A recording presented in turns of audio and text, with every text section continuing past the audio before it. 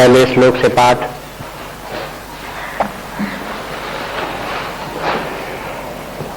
अर्जुन उवाच ये शास्त्रविदमुत्सृज्य यजन्ते श्रद्धयान्विताः तेषां निष्ठा तु का कृष्ण सत्वमाहो रजस्तमः। श्रीभगवानुवाच त्रिविधा भवति श्रद्धा देहिनां सा स्वभावजा सात्विकी राजसी चैव तामसी चेति तां शृणु। त्रिविधा भवति श्रद्धा देहिनां सा स्वभावजा सात्विकी राजसी चैव तामसी चेति तां शृणु।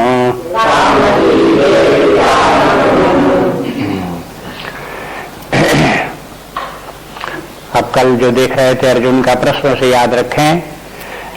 अर्जुन के सामने तीन प्रकार के व्यक्ति हैं। एक तो स्वेच्छाचारी व्यक्ति, कामकारता जिनके लिए कहा गया था। दूसरे वे जो शास्त्र के अनुसार चलने वाले हैं, शास्त्र में जैसा विधान बताया गया है वैसा ही जीवन जीते हैं। और तीसरे प्रकार के वे व्यक्ति जो शास्त्र को तो स्वीकार नहीं करते, उसका तो जानकारी उनको नहीं होती, लेकिन श्रद्धा होती है, उस श्रद्धा के बल पर अपना जीवन जीते हैं। अर्जुन का प्रश्न ये भी हो सकता है इसके पीछे भाव कि श्रद्धा के द्वारा भी तो व्यक्ति परमार्थ को प्राप्त कर सकता है, न शास्त्र से मालूम हो तो क्या हुआ। श्रद्धा के द्वारा वो परमात्मा का चिंतन करते हुए परमात्मा तक पहुंच सकता है। वो बात ठीक भी है। अर्जुन का प्रश्न जो था, भगवान कह देते कि हाँ ठीक बात कहते हो, श्रद्धालु व्यक्तियों को भी परमात्मा की प्राप्ति हो जाती है, लेकिन भगवान इस प्रकार से उत्तर नहीं देते। देखो कभी कभी ऐसा भी होता है कि जो प्रश्न पूछता है उसका उत्तर सीधे सीधे नहीं दिया जाता। कभी कभी प्रश्न का उत्तर प्रश्न के ही द्वारा दिया जाता है। कभी कभी प्रश्न का उत्तर देने के लिए कुछ भूमिका तैयार करनी पड़ती है। कभी कभी प्रश्न के उत्तर देने के लिए कोई अन्य बातें कहनी पड़ती हैं, तब प्रश्न के उत्तर पर आते हैं। तो श्रोता के मन में कभी कभी ये उत्तर देने के जो प्रकारांतर भेद है वो न मालूम होने के कारण से घबराता है। वो कहता हम पूछा तो है नहीं है, और ये जने कहा बातें बता रहे हैं, हमने कहा पूछा जो तुम तमाम बातें बताते चले जा रहे। हाँ? तो वो तमाम बातें जो बताते चले जाते हैं, बताने वाला बता रहा है, वो प्रश्न के उत्तर के लिए अपेक्षित है, इसलिए बता रहा, व्यर्थ में नहीं बता रहा। इसलिए जो उत्तर अगर जिसे आप पूछना चाहते हो पूछ रहे हो, तो आपको ये मालूम है कि ये व्यक्ति बता सकता है, तब तो आप पूछ रहे हो। और जब पूछ रहे हो तो वो बताने वाले को बताने दो, थोड़ा धैर्य रखो और धैर्य के साथ में उसको समझने की कोशिश करो। इसी तरह से भगवान जो है यहाँ श्रद्धावान व्यक्ति जो हैं उनकी क्या गति होती है ये बताने के पहले ये बताते हैं कि श्रद्धा क्या है, श्रद्धा कितने प्रकार की होती है। ये दो बातें इस श्लोक में भगवान ने बताई।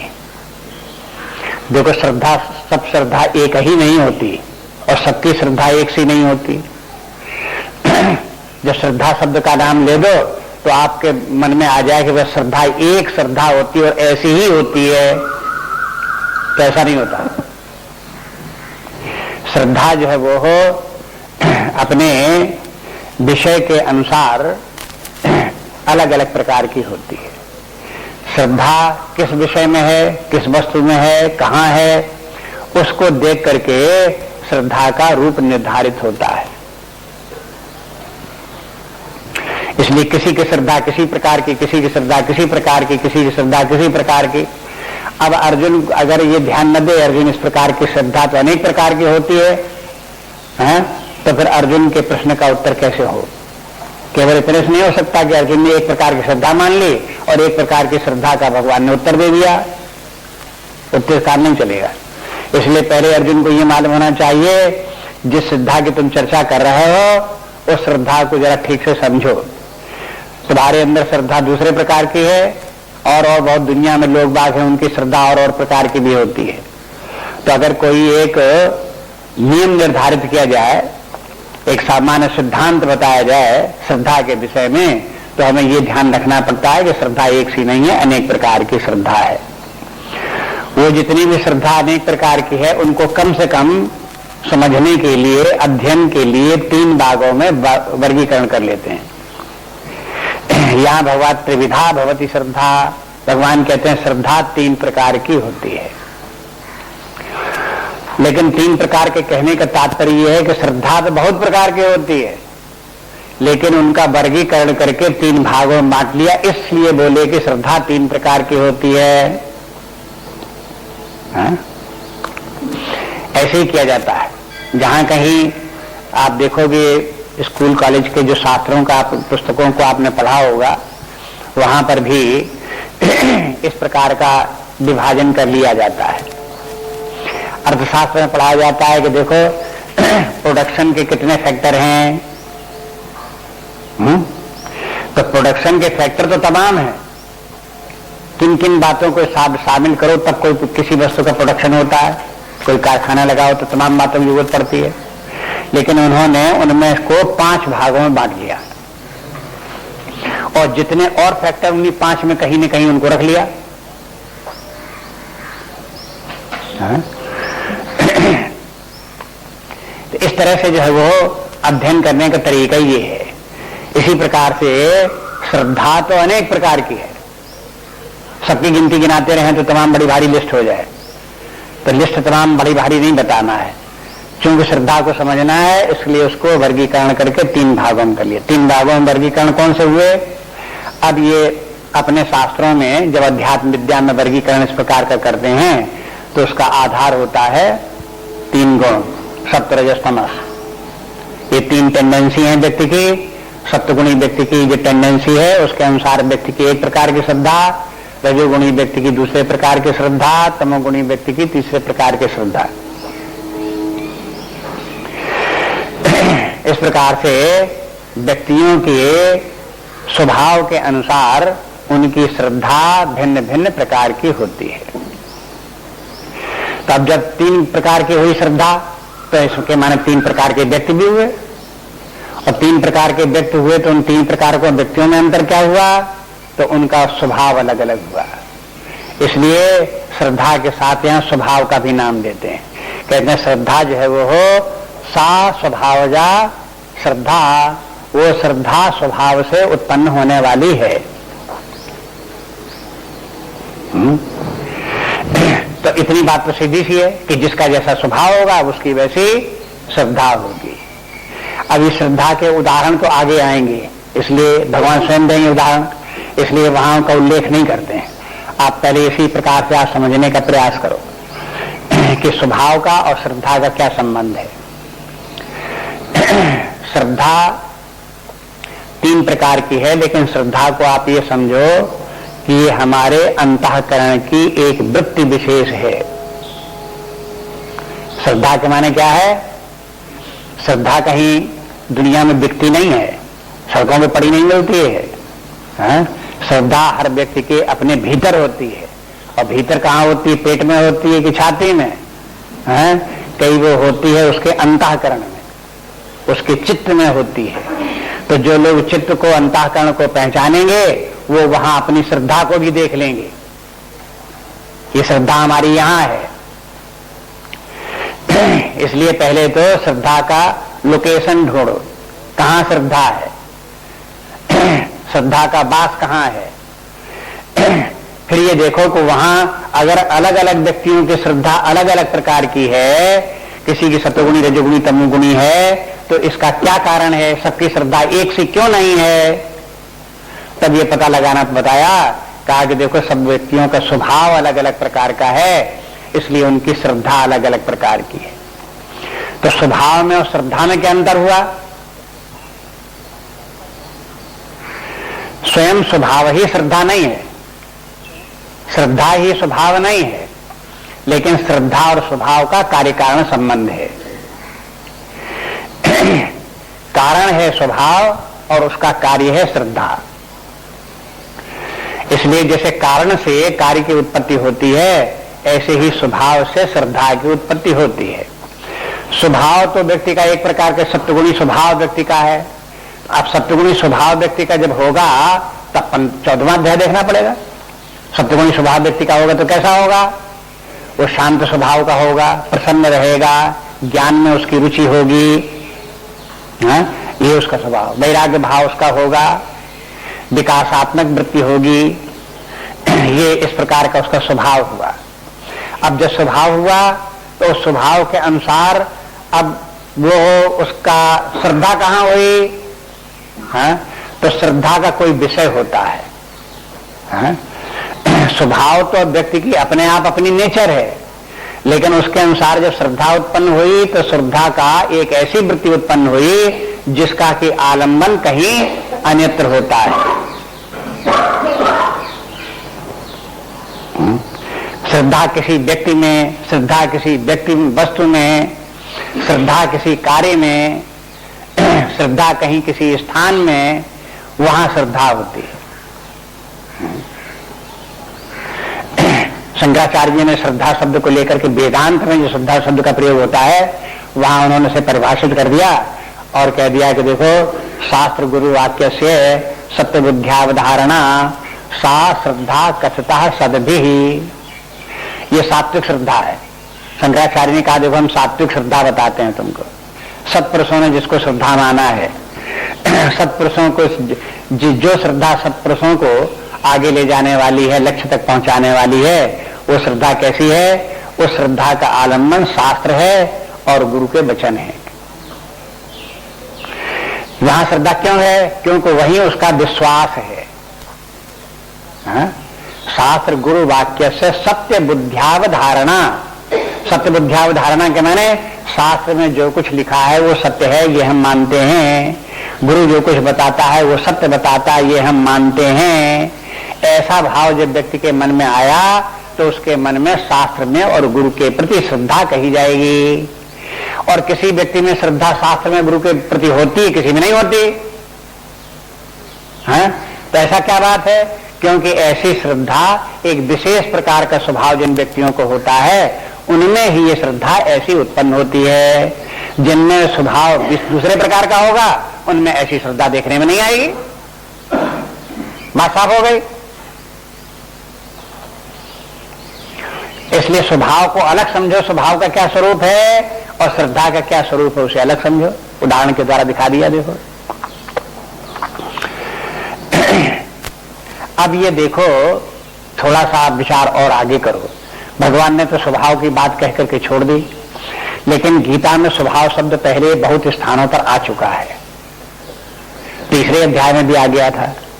इसलिए अन्यत्र जहां स्वभाव शब्द आया है वहां उसका किस प्रकार से प्रयोग किया गया है वहां से ला करके तब यहां स्वभाव समझो।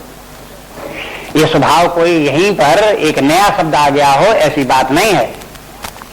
अगर स्वभाव नया आया होता तो यहां उसकी जो है परिभाषा देनी पड़ती, उसको ही बताना पड़ता, लेकिन ये नई बात नहीं है। तो अब अन्यत्र इसको स्वभाव किसको बताया गया था? वहां कह आए हैं पहले कि देखो, अनेक जन्मों में व्यक्ति जिस प्रकार का जीवन जीता आ रहा है, जिस प्रकार के कर्म करता आ रहा है, उन कर्मों के अनुसार व्यक्ति के संस्कार बनते चले आ रहे हैं। और जैसे उसके संस्कार बन गए वही उसका स्वभाव बन गया। पूर्व जन्म के कर्म इस जीवन में स्वभाव है। स्वभाव जब अप्लाई होता है व्यवहार में तब श्रद्धा है।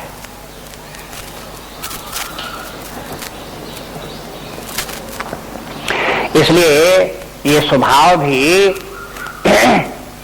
अनिर्मित नहीं है। ऐसा नहीं कि स्वभाव हर व्यक्ति का तो अपने आप होता है सो होता है, ऐसा नहीं है। व्यक्तियों को जो विभिन्न प्रकार के अलग अलग स्वभाव हैं उन लोगों ने अपने कर्मों के द्वारा स्वयं उस प्रकार का अपना स्वभाव बनाया है। वो जानते हो चाहे जानते हो। एक बात देखो, यही आपको बता दें, इस प्रसंग में याद आ जाती है, वो ये कि इस अध्याय में भगवान ने कहीं ये नहीं कहा है कि तुम ऐसा करो ऐसा न करो।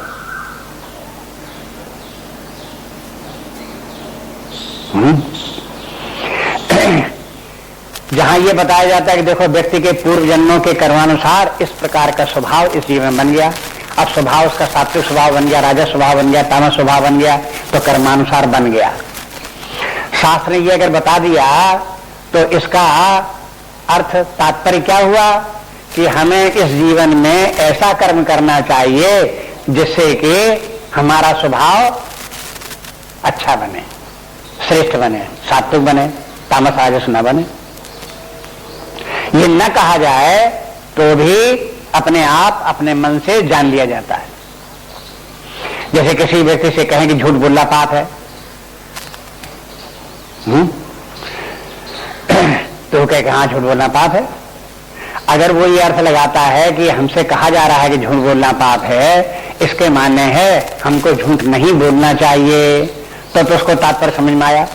और अगर उसने ये अर्थ नहीं लगाया है तो इसके माने क्या है कि वो तात्पर्य को समझे ही नहीं, बुद्धि उसकी काम ही नहीं करी।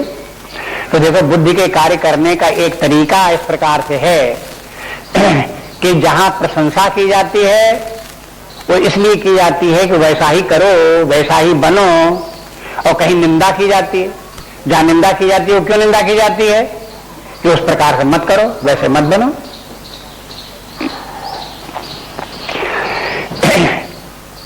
इस श्लोक में श्रद्धा तीन प्रकार की बता दी, व्यक्ति का स्वभाव भी तीन प्रकार का हो गया, एक सात्विक हो गया, राजस हो गया, तामस हो गया। आगे चल करके देखते हैं सात्विक स्वभाव वालों के, सात्विक श्रद्धा वालों की भगवान प्रशंसा करते हैं और राजस स्वभाव वालों के, तामस स्वभाव वालों की निंदा करते हैं। तो इसका अर्थ क्या हुआ कि हमें सात्विक स्वभाव, सात्विक श्रद्धा धारण करनी चाहिए, उसके लिए प्रयास करना चाहिए। क्या प्रयास करना चाहिए? देखो, जीवन में जो परिवर्तन आता है वो कर्म के अनुसार आता है, इसलिए कर्म प्रधान है। मनुष्य शरीर में कर्म प्रधान है। अन्य प्राणियों में, देवताओं इत्यादि में, गंधर्वों आदि, कीट पतंग पशु पक्षियों इत्यादि में वहां भी कर्म होते दिखाई देते हैं, लेकिन वहां कर्मों की प्रधानता नहीं है। कर्मों की प्रधानता मनुष्य शरीर में है। मनुष्य जैसे कर्म करता है वैसे ही उसके स्वभाव बनते हैं। जैसा स्वभाव बनता है वैसे ही श्रद्धा बनती है, जैसी श्रद्धा बनती है वैसी ही उसकी गति होती है, अंत में उसी प्रकार के परिणाम उसको प्राप्त होते हैं। इसलिए प्रारंभ कहां से होता है? याद रखो, कर्म से प्रारंभ होता है। ऐसे कर्म करो जिससे कि सात्विक स्वभाव बने, ऐसे कर्म मत करो जिससे कि राजस और तामस स्वभाव बने। अब ये पता लगाना पड़ेगा कि किन कर्मों से सात्विक स्वभाव बनेगा। तो अब ये कहते हैं कि शास्त्र में, शास्त्र को देखो, शास्त्र बताएंगे प्राचीन काल में लोगों ने कर्म किए और कर्म करने के परिणाम स्वरूप उनका स्वभाव बना। जब स्वभाव बना तो उसको टेस्ट किया गया, तो देखा गया कि इन प्रकार के कर्मों के करने से व्यक्ति का सात्विक स्वभाव बनता है। तो शास्त्र ने उन कर्मों को लिस्ट बना करके दे दी और कह दिया कि देखो इन कर्मों को करो, वे बन गए विधि। करने के लिए आदेश दे दिया। जिन कर्मों के करने से व्यक्ति के तामस और राजस स्वभाव बन गए हैं, उनका भी स्टडी की गई, उनको देखा गया, पहचाना गया, छांटा गया और फिर देखा गया कि इन कर्मों के कारण से व्यक्ति का तामसी हो जाता है, राजसी स्वभाव हो जाता है, तो उनको कह दिया कि इन कर्मों को मत करो। तो जो शास्त्रों में विधि निषेध बताया गया है वो कोई ऐसा नहीं कि किसी को उचंग आ गई वो कह दिया कि ऐसा करो ऐसा ना करो, ऐसा नहीं है। वो सबका परीक्षा करने के बाद में निर्धारण किया गया कि देखो इन कर्मों के करने से सात्विक स्वभाव बनेगा, इन कर्मों के करने से राजस तामस स्वभाव बनेगा। इसलिए तुम अपना, हर कोई व्यक्ति अपना कल्याण चाहता है, हर व्यक्ति अपना उत्थान चाहता है, हर व्यक्ति सुख चाहता है, शांति चाहता है। इसलिए तुमको उनको शास्त्र बताएंगे, तुम जो चाहते हो उसके लिए तुम्हें ऐसे कर्म करने चाहिए। बस इसलिए शास्त्र बिल्कुल वैज्ञानिक है, अटकर बच्चू नहीं है। ऐसा नहीं कि किसी ने ऐसे करके कह दिया होगा ऐसा हो, किसी को ऐसा ही समझ में आया हो गया तो लिख दिया होगा, ऐसा नहीं है। एक बार उसकी परीक्षा की गई, निर्णय निकाला गया, फिर दोबारा फिर उसकी परीक्षा की गई, दूसरे पर अप्लाई किया गया। हजारों वर्ष पहले एक निर्णय निकाला गया, उसके बाद अगली पीढ़ी आई, उसके ऊपर उसे लागू किया गया, देखा गया इसका परिणाम क्या होता है।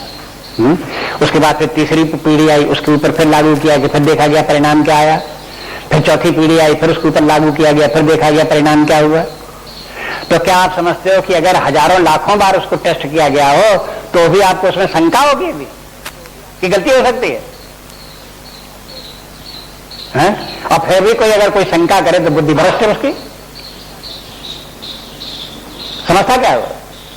कोई नहीं समझता।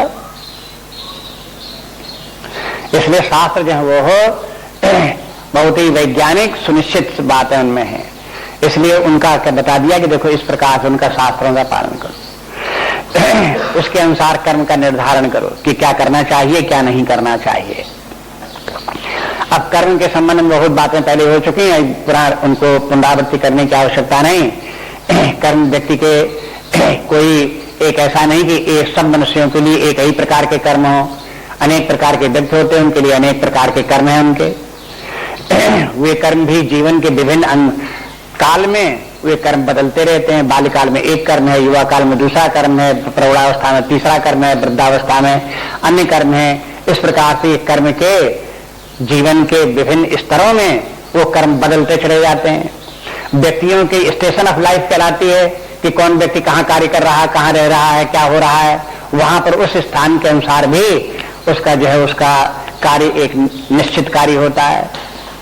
इस प्रकार से ये कार्यों का निर्धारण जो किया गया, कोई ऐसा नहीं कि हमें दिखाओ कहां लिस्ट लिखी हुई शास्त्रों में सब, लेकिन फिर उनका सबका विभाजन किया गया कि किन किन लोगों के लिए क्या क्या कर्म है, किस किस प्रकार के कर्म है, कब क्या कर्म होने चाहिए। फिर कर्मों के भी वर्गीकरण किए गए, नित्य नैमित्तिक इत्यादि इनका वर्णन किया गया, निषिद्धार्थ कर्म किए गए। इस प्रकार से कर्मों के संबंध में खूब विचार किया गया। वो सब विचार इसीलिए है कि जिससे कि व्यक्ति ऐसा कर्म करे जिससे कि उसका सात्विक स्वभाव बने। पूर्व जन्मों में व्यक्ति ने इस प्रकार के जैसे कर्म किए वैसे स्वभाव इस जीवन में आ गया। अब इस जीवन में जिस प्रकार के कर्म करेगा वही स्वभाव उसका बनता जा रहा है।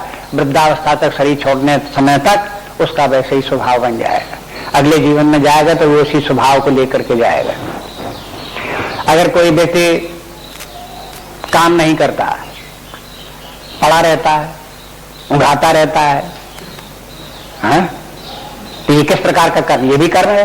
कोई कहे हम तो कुछ नहीं करते, भाई हमें तो छुट्टी, हम तो कुछ करते ही नहीं, हम तो अपने पड़े रहते हैं। तो शास्त्र ये कहता तुम जो पड़े रहते हो यही तुम्हारा कर्म है, और इस कर्म का भी फल होगा। क्या होगा? तुम तमोगुणी बनोगे। तमोगुणी बनोगे तो क्या होगा? अब देख लो 14वां अध्याय पढ़ करके, जो तमोगुणी व्यक्ति होगा उसकी बुद्धि जड़ हो जाएगी, मूढ़ता आ जाएगी, आलस्य आ जाएगा, प्रमाद आ जाएगा, निद्रा आ जाएगी, और निम्न योनियां प्राप्त होंगी, कीट पतंग पर स्वच्छ शरीर प्राप्त होंगे। अधोगच्छन्ति तामसाः। इसलिए आप ये मत समझो कि हम कुछ नहीं करते इसलिए बड़े राजा हैं, देखो कुछ नहीं करते इसलिए हमारा कोई उस कर्म से कोई मतलब नहीं, कोई हमको जो है ये कर्म हमका हमें बनाएगा न बिगाड़ेगा, हम कर्म से हमारा छुटकारा हो गया। ऐसा नहीं है। ये बातें, इतनी बातें कर्म के संबंध में ध्यान रखें, क्योंकि कर्म ही स्वभाव है। कर्म करते समय कर्म है, और कर्म करने के बाद वो कर्म नष्ट नहीं होता। वो कर्म व्यक्ति के चित्त में अपने संस्कार बना करके डटा बैठा रहता है। लोगों के लगता काम खत्म, काम खत्म, और किसी ने देखा किसी ने नहीं देखा तो काम खत्म, नहीं देख पाया कोई, नहीं जान पाया कोई। ये सब बाहरी भली किसी व्यक्ति को, जड़ बुद्धि के व्यक्ति को भली समझ में आवे, लेकिन वो कर्म उसके व्यक्ति के चित्त में प्रभाव डाल करके वहां सूक्ष्म रूप धारण किए हुए स्वभाव के रूप में बैठ जाता है।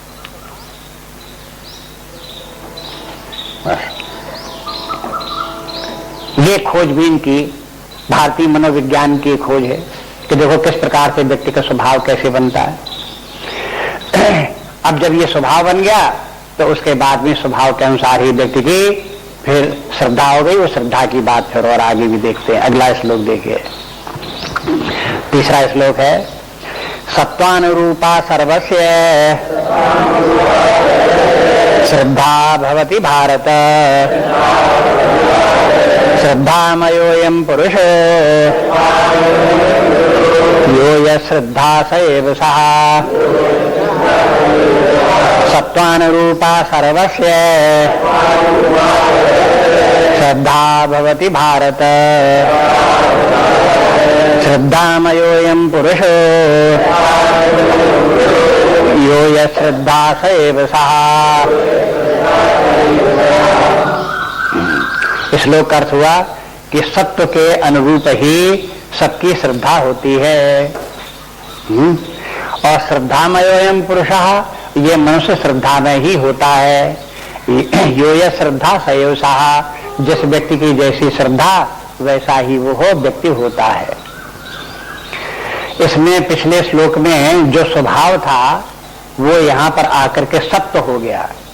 सत्वानुरूपा श्रद्धा, उसको कह सकते हैं स्वभावानुरूप ही श्रद्धा होती है। पिछले श्लोक में कहेंगे तो किसी व्यक्ति की श्रद्धा कैसी, जैसा उसका स्वभाव वैसी उसकी श्रद्धा, कि स्वभाव से श्रद्धा उत्पन्न हुई। तो स्वभाव शब्द के स्थान पर यहाँ पर सत्व शब्द का प्रयोग किया। सत्व के माने अंतःकरण है। अंतःकरण के जो स्थिति विशेष है उसका नाम स्वभाव है, लेकिन अंतःकरण इटसेल्फ जो है वो है सत्व। तो जिस व्यक्ति का जैसा अंतःकरण, जिस व्यक्ति का जैसा चित्त वैसी उसकी श्रद्धा। अब जैसा चित्त के माने उस चित्त में व्यक्ति का जैसा स्वभाव है, जैसा स्वभाव है वैसी श्रद्धा। इससे सत्य कह करके भी सूचित कर दिया कि देखो ये श्रद्धा व्यक्ति के अंतःकरण में ही या चित्त में ही होती है। स्वभाव ही व्यक्ति का चित्त में ही होता है। चित्त में स्वभाव, स्वभाव से श्रद्धा। इसलिए चित्त को पहचानो। इसे अपने शास्त्रों का अध्ययन करने के पहले ये सब बता दिया जाता है कि देखो स्थूल शरीर क्या है, सूक्ष्म शरीर क्या है, प्राण क्या है, कर्मेंद्रियां क्या है, ज्ञानेंद्रियां क्या है, अंतःकरण क्या है, मन क्या है, बुद्धि क्या है, चित्त क्या है, अहंकार क्या है, वासना, ये सब क्यों बता दी जाती है? इसलिए बता दी जाती है कि भाई आगे जब शास्त्रों का अध्ययन करोगे तो कहीं कोई बात आ जाएगी, कहीं कोई बात आ जाएगी। अब हर जगह जगह परिभाषा क्या देते फिर हैं? एक बार उनकी परिभाषा समझ लो, बस उसी प्रकार आगे चलते जाओ। अब सत्य यहाँ बोल दिया तो अब ये जरूरत नहीं कि सत्य का अर्थ बताते फिरो। आपको समझ लो, आपका जैसा चित्त है वही आपका सत्य है। जैसा चित्त में जिस प्रकार का व्यक्ति की स्वभाव बन गया, कर्मानुसार संस्कार जो चित्त में बन गए वो व्यक्ति का स्वभाव हो गया। जैसा उसका स्वभाव हो गया, स्वभाव के अनुसार जब व्यवहार करने लगा व्यक्ति, दूसरे व्यक्तियों के संपर्क में आया, कार्य में आया, कार्य क्षेत्र में आया, तब उसकी श्रद्धा दिखाई देने लगी। अब अगर कोई चुपचाप बैठा हुआ व्यक्ति हो तो उसके स्वभाव पता नहीं चलेगा क्या स्वभाव। लेकिन जब उसकी श्रद्धा प्रकट होगी तब दिखाई देने लगेगा कि व्यक्ति किस प्रकार का है। आप देखो किसी व्यक्तियों को बैठो बात करो, जहां दो लोग बैठेंगे बात करेंगे तो एक व्यक्ति जब बोलना शुरू करेगा तो कौन सा टॉपिक शुरू करेगा आपको मालूम है? वो टॉपिक अपनी श्रद्धा के अनुसार चयन करके बोलने लगे।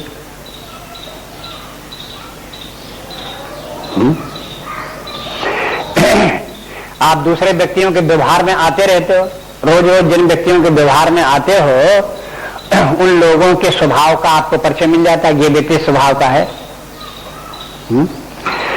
उस स्वभाव से व्यक्ति की श्रद्धा का पता चल जाता है, और जिस व्यक्ति की जैसी श्रद्धा होती है वैसा ही वो व्यक्ति होता है।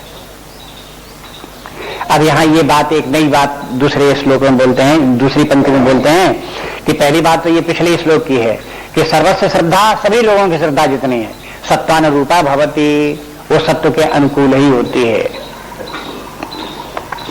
तो इससे ये इस बात की भी सूचना मिलती है कि सबकी श्रद्धा एक सी नहीं होती।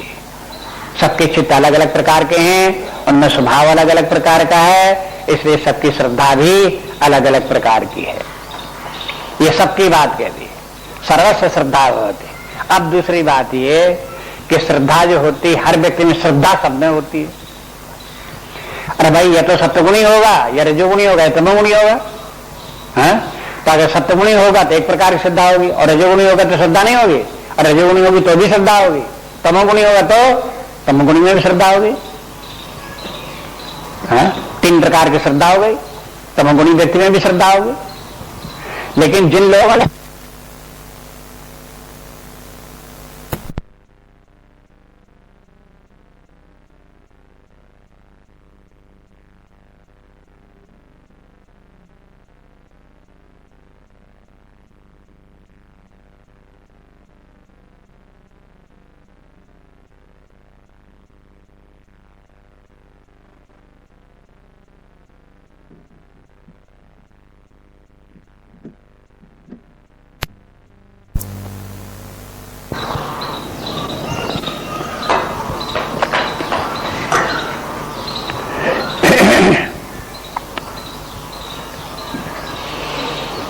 अब देखो, श्रद्धामयोयम पुरुषः, इसका अर्थ क्या हुआ?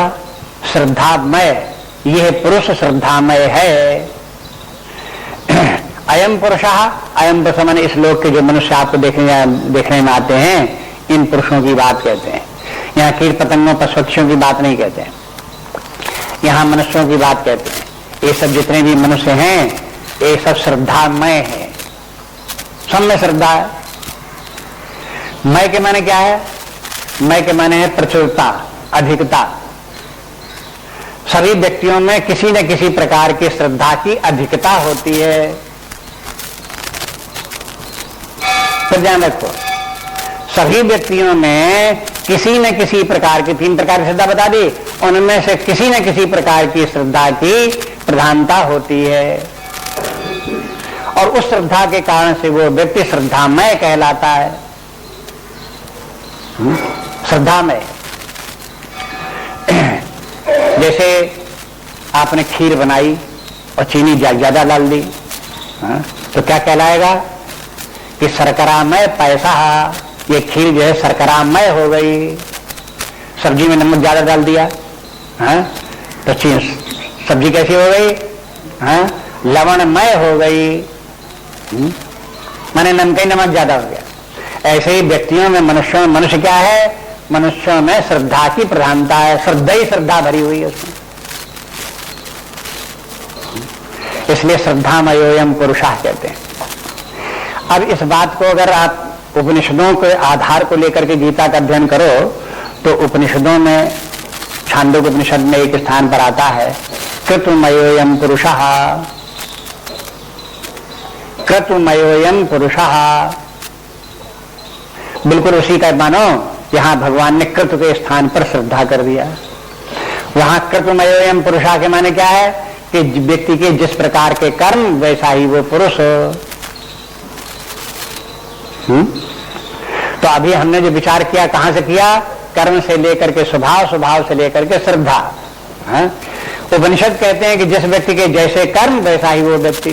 गीता कहती है जिस व्यक्ति की जैसी श्रद्धा वैसा वो व्यक्ति। तो दोनों में मतभेद है कि एक बात?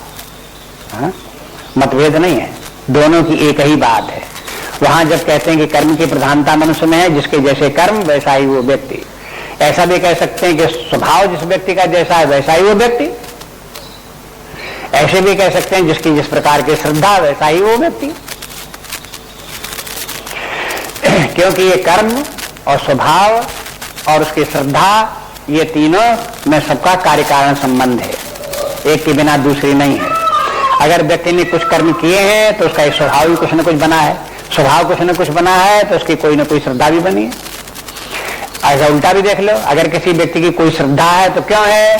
क्योंकि उसका कुछ न कुछ स्वभाव है, उसके अनुसार श्रद्धा है।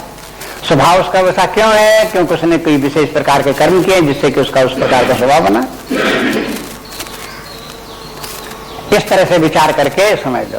तो ये बोले कि श्रद्धा मयोयम पुरुषः, मनुष्य को आप पहचानो, देखो, मिलो तो ये देखो इस व्यक्ति की श्रद्धा कैसी है। क्योंकि यो यह श्रद्धा सएव सः। अब देखो आगे कहते हैं कि जिस व्यक्ति की जैसी श्रद्धा वो व्यक्ति भी वैसा ही है।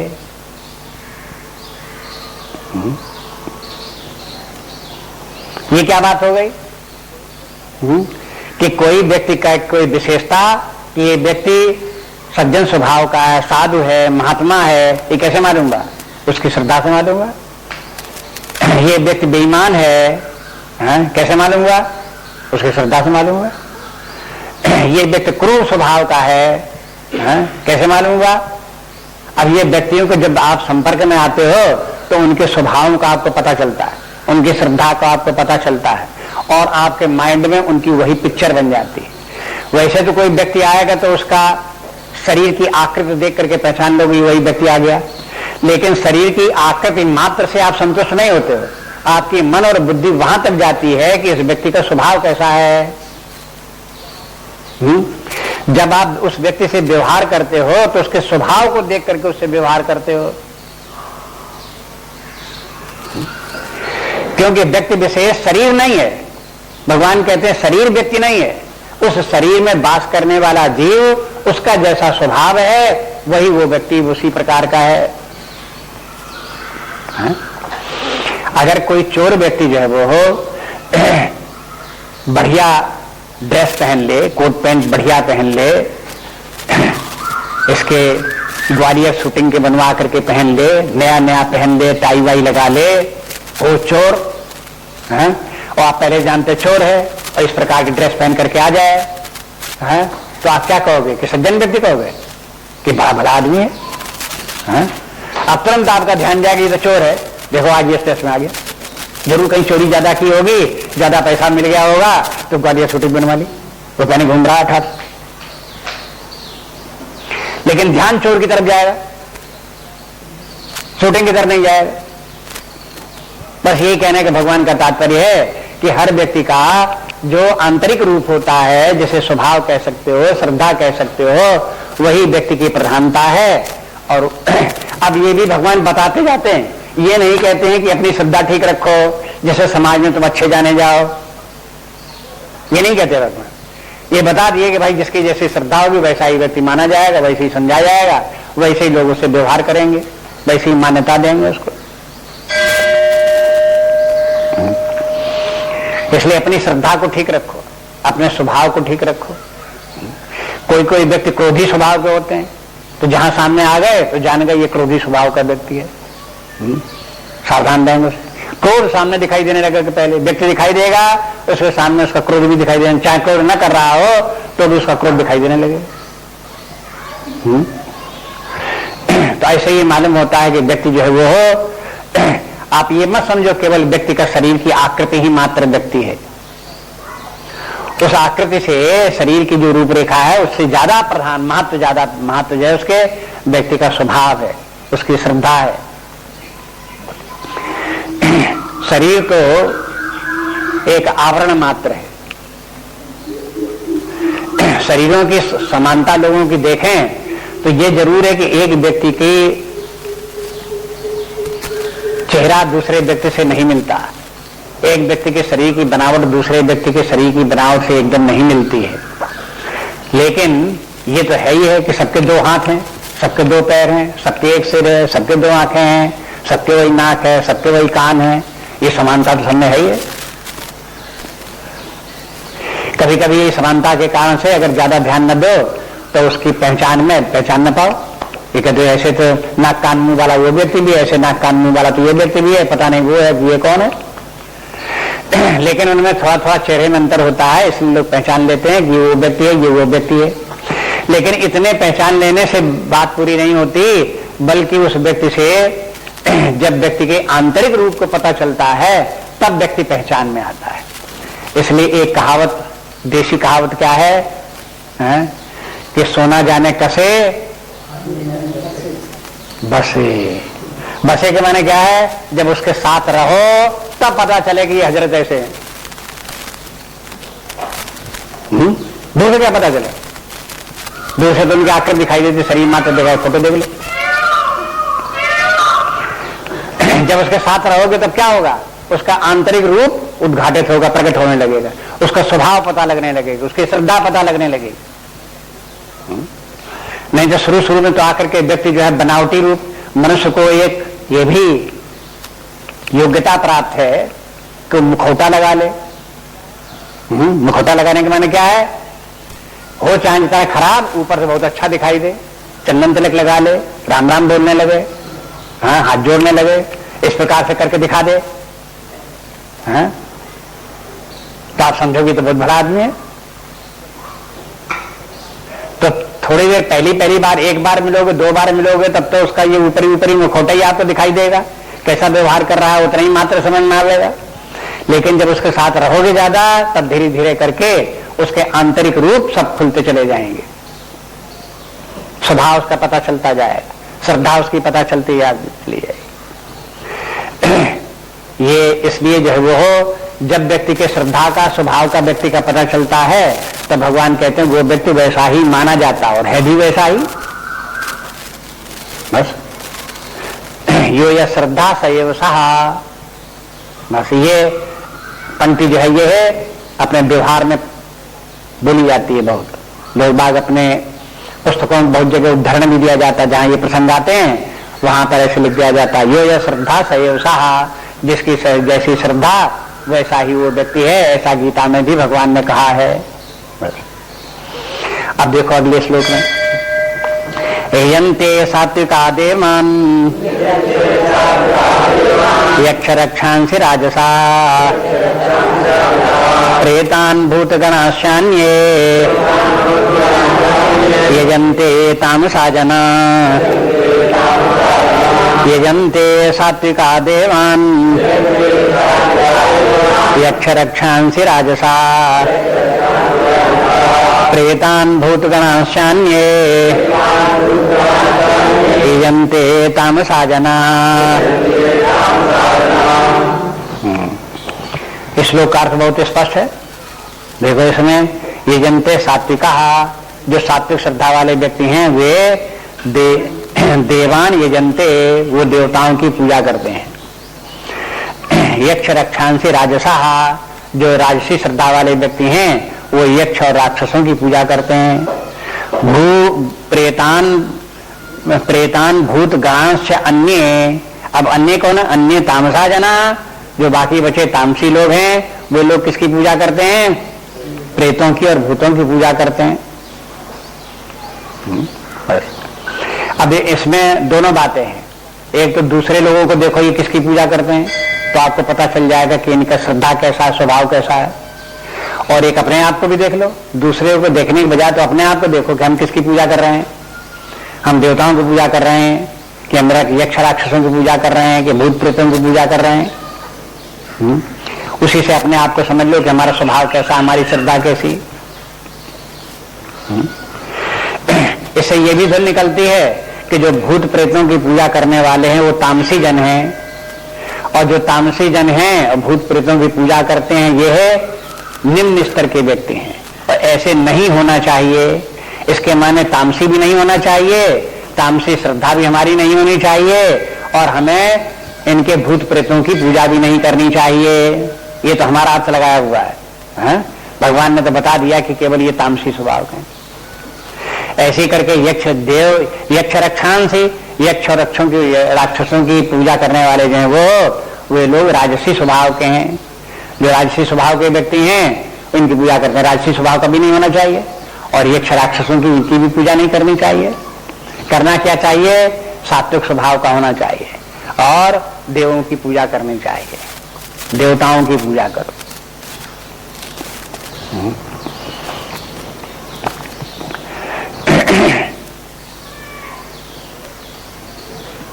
ये तो शाब्दिक अर्थ हुआ।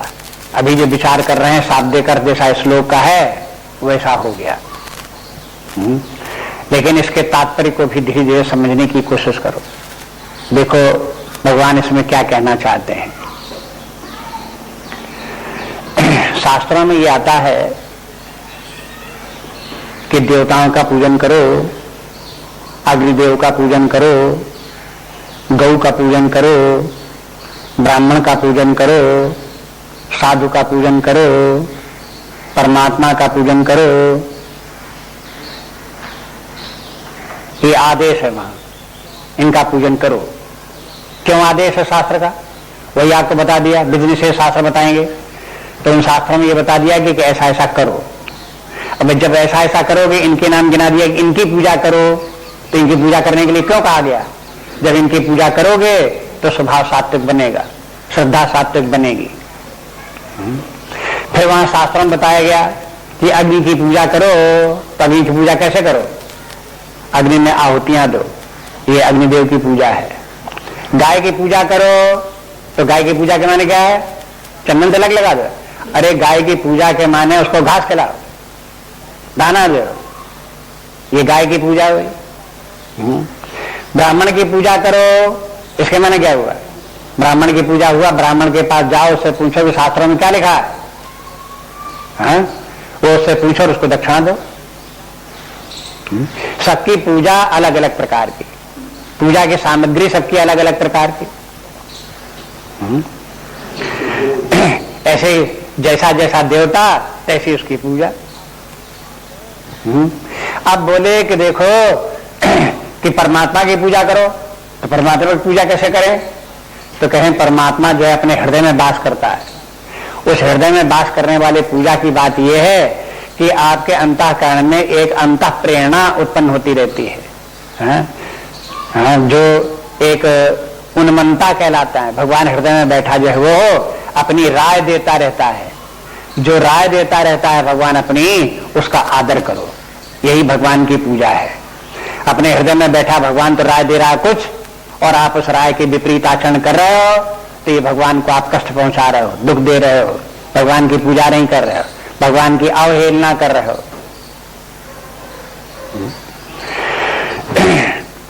देवताओं की पूजा करो, तो उसका तात्पर्य यह भी है कि अपने शरीर में समस्त इंद्रियों में वास करने वाले देवता हैं, उन देवताओं को कष्ट न हो इस प्रकार से जीवन जियो। देवताओं को कष्ट मत दो। आंख कान नाक मुंह सब में देवता बैठे हुए हैं, आंख में देवता बैठा हुआ है। अब आंख का प्रयोग ऐसे मत करो कि आंख में वास करने वाले देवता को कष्ट हो। अगर आप टीवी देखे चले जा रहे हो, अंधेरे में पढ़ते चले जा रहे हो, आंखों में आंसू आ रहे हैं, आंखें मिलमिला रहे हो, आंखें लाल हो रही हैं, तो क्या हो रहा है? आप आंख में वास करने वाले देवता को कष्ट पहुंचा रहे हो, उसकी पूजा नहीं कर रहे।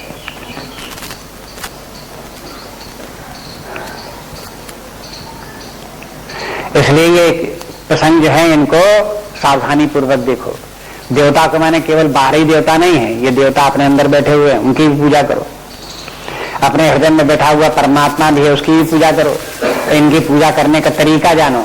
अभी संक्षेप में तुमको बता दिया एक आध उदाहरण दे करके, जैसे इसी प्रकार नेत्र में, ऐसी कान में भी है, ऐसी नासिका में भी है, जिह्वा में भी है। सब जानते हो, सब जगह देवता का वास है इस प्रकार। कर्मेंद्रियों में देवताओं का वास है, ज्ञानेंद्रियों में देवताओं का वास है, मन बुद्धि चित्त अहंकार में देवताओं का वास है। तो यहाँ सब देवताओं का वास है, वहां वहां उन देवताओं को इस प्रकार से जीवन जियो, व्यवहार करो कि इन देवताओं को कष्ट न हो।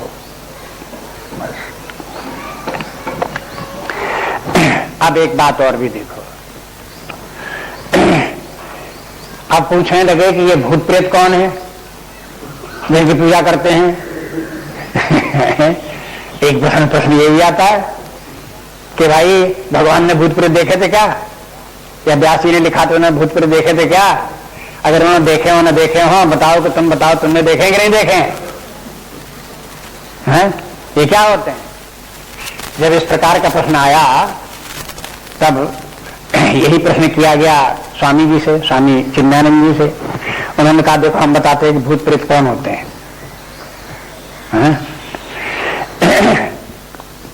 समाज में मनुष्य ही तीन प्रकार के होते हैं। तामसी मनुष्य भी होते हैं, वो जो तामसी मनुष्य होते हैं वो भूत प्रेत होते हैं। जो राजसी मनुष्य होते हैं वो यक्ष राक्षस होते हैं। जो सात्विक मनुष्य होते हैं वो देवता होते हैं। ये तामसी मनुष्य भूत प्रेत कैसे होते हैं? भूत प्रेत का क्या लक्षण है? भूत प्रेत का लक्षण ये आपने सुना होगा कि जो भूत शरीर छोड़ने के बाद जो प्राणी भूत हो जाते हैं वे मारे मारे घूमते हैं, कहीं किसी पेड़ पे रहते हैं, कहीं भागते हैं, प्यासे रहते हैं, पानी नहीं उनको मिलता, भूखे रहते हैं, प्यासे रहते हैं, ऐसे ये भूत होते हैं। हाँ? ऐसे ही जो मनुष्य तामसी स्वभाव के होते हैं और चोरी करने का काम, डाका डालने का काम और आतंकवाद का काम करते हैं, ऐसे लोग जो है वो हो, या किराए पर लोगों की हत्या करने का काम करते हैं, ये सब भूत और प्रेत हैं। क्यों? क्योंकि इनकी कोई पता नहीं होता। उनसे पूछो कि आपका क्या पता है, चिट्ठी आपको डालें कहाँ मिलेगी? हाँ? कहते हैं उससे कह देना हमें चिट्ठी मिल जाएगी, पता लग जाएगा। वो अपना पता नहीं बता सकते। क्यों? कि वो भूत है। वो पता नहीं किस पेड़ के ऊपर लटके हो, पता नहीं कहाँ पड़े हो, कहाँ प्लेटफार्म पे पड़े हो, कहाँ फुटपाथ पे पड़े हो, कहाँ के धर्मशाला में पड़े हो, कहाँ के होटल में पड़े हो, कहाँ का पता बता दें।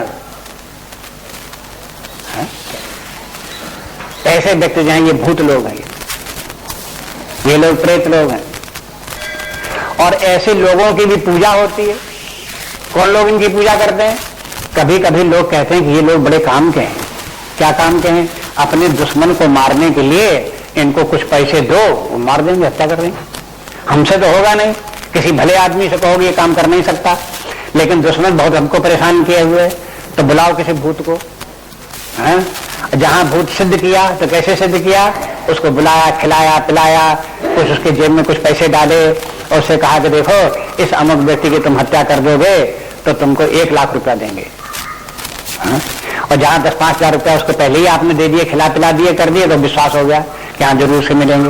वो जाएगा, उस आदमी की जाकर हत्या कर आएगा, लौट करके आ जाएगा कि हो गई हत्या, लाओ पैसे, बस आपके पैसे ले जाए। अभी तो ये बताते हैं, देखो इस श्लोक में कि पूजा, कुछ लोग व्यक्ति जो हैं ऐसे लोगों से, जिन लोगों से काम लेते हैं वे लोग उनकी पूजा करते हैं। पूजा करते में उनको पैसा दिया, 1 लाख रुपया दिया, उनकी पूजा हो गई है और उनसे इस प्रकार का हत्या का काम करा लिया।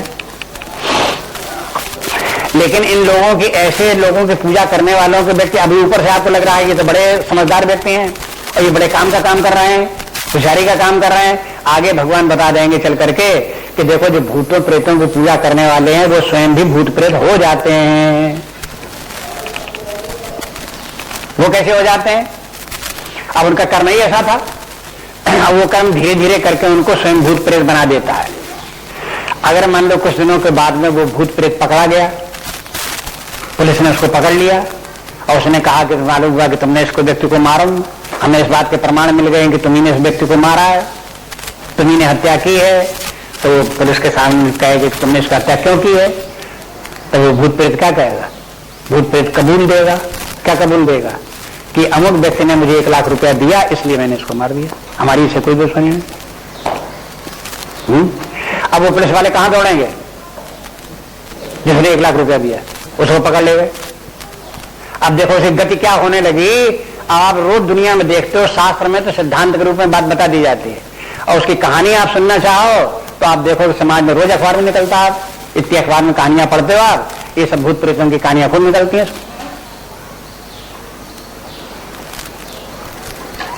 और कैसे दुर्गति व्यक्तियों की होती है, कैसे दुष्परिणाम होते हैं वो सब निकलते हैं।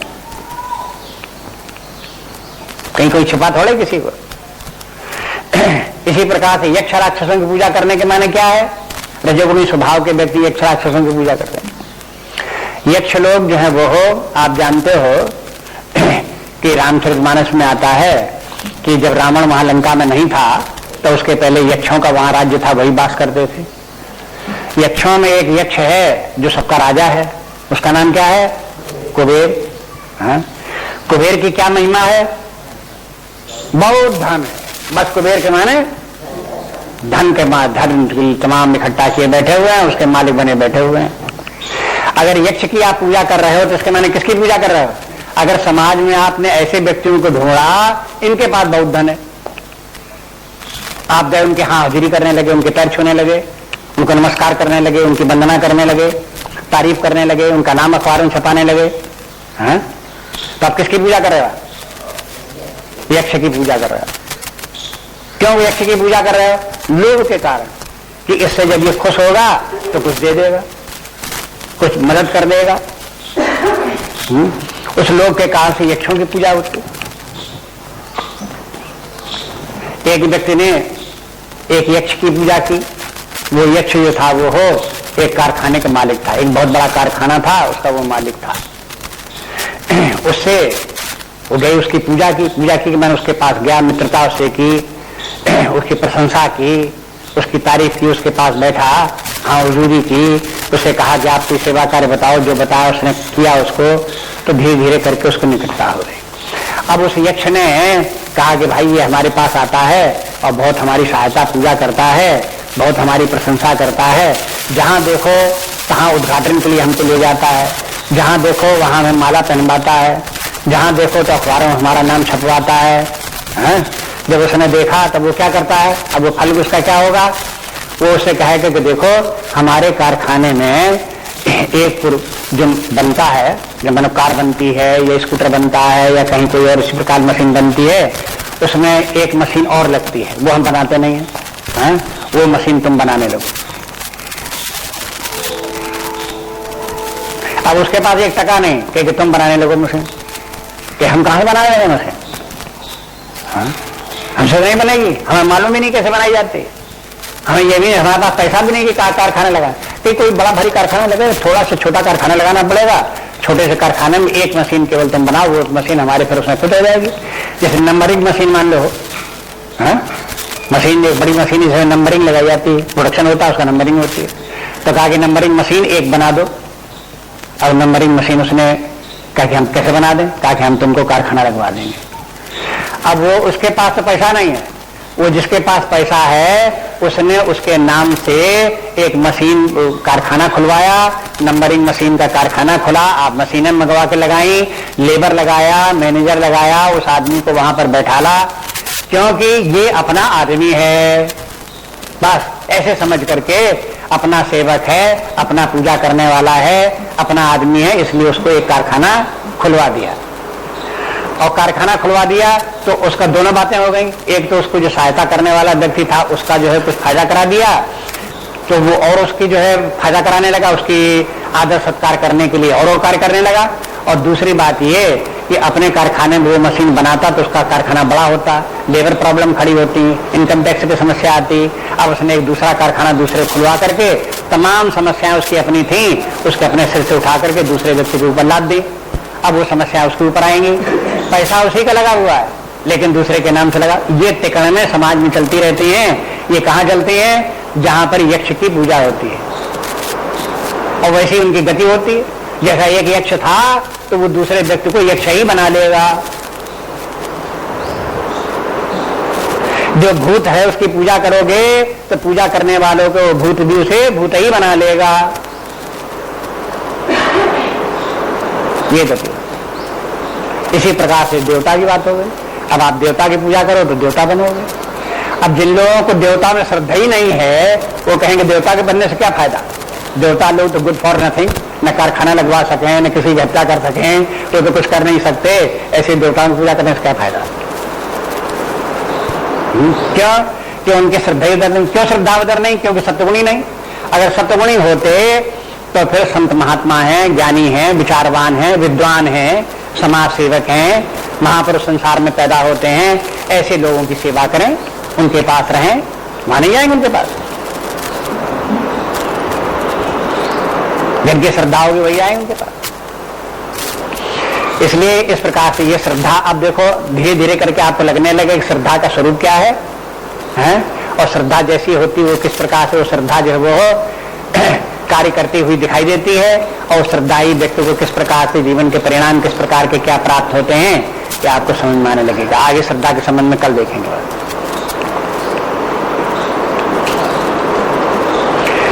नान्या स्पृहा रघुपते हृदय स्मदीये सत्यं वदामि च भवान् अखिलान्तरात्मा भक्तिं प्रयच्छ रघुपुंगव निर्भरां मे कामादिदोषरहितं कुरु मानसं च। श्री राम जय राम जय जय राम, श्री राम जय राम जय जय राम, श्री राम जय राम जय जय राम।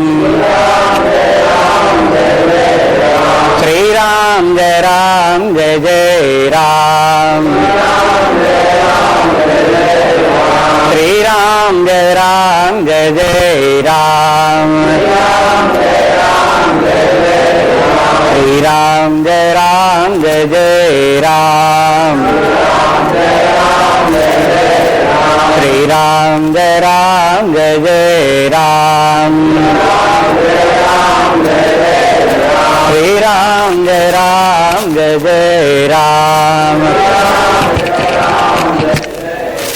श्री राम जय राम जय जय राम। श्री राम जय राम जय जय राम। श्री राम जय राम जय जय राम। श्री राम जय राम जय जय राम। श्री राम जय राम जय जय राम। श्री राम जय राम जय जय राम। श्री राम जय राम जय जय राम। श्री राम जय राम जय जय राम। श्री राम जय राम जय जय राम।